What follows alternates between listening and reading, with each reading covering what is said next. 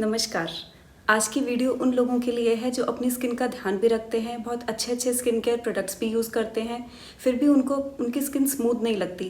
Face पर open pores और fine lines दिखते हैं, कॉम्प्लेक्शन डल सा लगता है और स्किन में एक रफनेस से लगती है।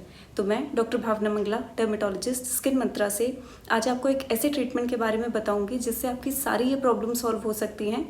तो आप इस वीडियो को एंड तक ज़रूर देखिए। कुछ साल पहले जब भी इन कंसर्न्स की बात होती थी तो सब लोग कहते थे कि आप डर्मा रोलर्स करवा लो। ये डर्मा रोलर्स चाहे वो सैलून्स हो चाहे कॉस्मेटिक सेंटर्स हो, सब जगह यही किए जाते थे।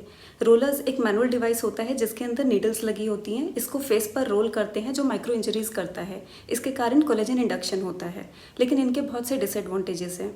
जैसे अगर इनका जो डेप्थ होता है वो बहुत स्टैंडर्ड डेप्थ होता है, 0.5 मिलीमीटर से लेकर 3.5 मिलीमीटर्स तक। तो हम डिफरेंट एरियाज ऑफ फेस को नहीं टारगेट कर सकते।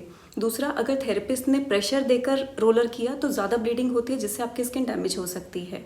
और तीसरा, इसके रिजल्ट्स बहुत ही टेम्परेरी होते हैं। तो हम लोग भी कई साल पहले रोलर्स को यूज़ करा करते थे, बट क्योंकि अब टेक्नोलॉजी इतनी एडवांस हो गई तो जो भी हमारे फ्रेश रोलर्स हैं सबको हमने एक साइड पर डंप कर रखा है।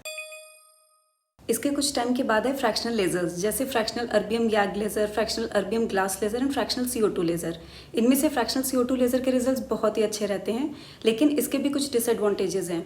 जैसे लेज़र कराने के बाद आपके फेस पर एक ब्लैक नेट बनता है जो 5 to 7 डेज तक रहता है, जिसके कारण आपका सोशल एक्टिविटीज़ हैम्पर हो जाती हैं।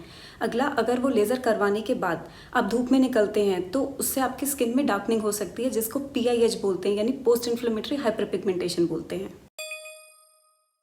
तो कौन सा ऐसा ट्रीटमेंट है जो आपको ये सारे बेनिफिट्स भी दे सकता है और इसके कोई साइड इफ़ेक्ट्स भी नहीं होते? और वो ट्रीटमेंट है MNRF, यानी micro needle radio frequency treatment. तो MNRF एक टेक्नोलॉजी होती है जिसमें माइक्रो नीडलिंग के साथ साथ रेडियो फ्रीक्वेंसी एनर्जी भी डिलीवर की जाती है, और ये RF एनर्जी बिल्कुल टिप ऑफ नीडल पर बहुत ही प्रिसाइजली डिलीवर होती है, जिसके कारण आपका कोलेजन और इलास्टिन स्टिमुलेट होता है। अब हमारी एजिंग होती क्यों है? हमारी एजिंग का कारण होता है कोलेजन और इलास्टिन का टूटना, और ये दो कारणों से हो सकता है, चाहे तो वो इंट्रिंसिक फैक्टर्स होंगे चाहे एक्सट्रिंसिक फैक्टर्स होंगे। इंट्रिंसिक फैक्टर्स का मतलब है कि हमारे क्रोनोलॉजिकल एज, क्या 20 साल के हैं, 30 साल के हैं, 40 साल के हैं, 50 साल के हैं, तो इसको आप कंट्रोल नहीं कर सकते और ये तो होना ही है। दूसरा होता है एक्सट्रिंसिक फैक्टर्स, यानी बाहरी फैक्टर्स, जैसे आपका पोल्यूशन, UV रेज का एक्सपोजर होना, स्ट्रेस, बैड ईटिंग हैबिट्स या अनहेल्दी लाइफस्टाइल। तो इसको आप कुछ हद तक कंट्रोल कर सकते हो। दोनों ही, चाहे आपका इंट्रिंसिक फैक्टर्स की वजह से एजिंग है चाहे एक्सट्रिंसिक की वजह से, आपका कोलेजन और इलास्टिन जब टूटता है तो आपके स्किन में साइंस ऑफ एजिंग आते हैं, जैसे ओपन पोर्स होना, fine lines, wrinkles, skin sagging या लूजनिंग। तो ये MNRF क्या करता है, जब कोलेजन और इलास्टिन को स्टिमुलेट करता है तो आपकी स्किन में एक टाइटनिंग इफेक्ट आपको दिखता है और ये सारे कंसर्न्स धीरे धीरे इंप्रूव होने लग जाते हैं।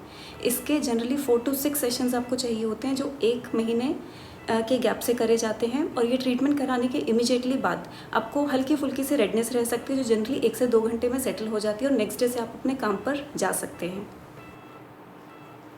तो अगर आप इस तरह के कंसर्न से परेशान हैं और चाहते हैं कि कोई ऐसा एक ट्रीटमेंट आपको मिले जो आपके इन कंसर्न्स को करेक्ट कर सके, तो आप माइक्रो नीडल रेडियो फ्रीक्वेंसी को ज़रूर ऑप्ट करिए।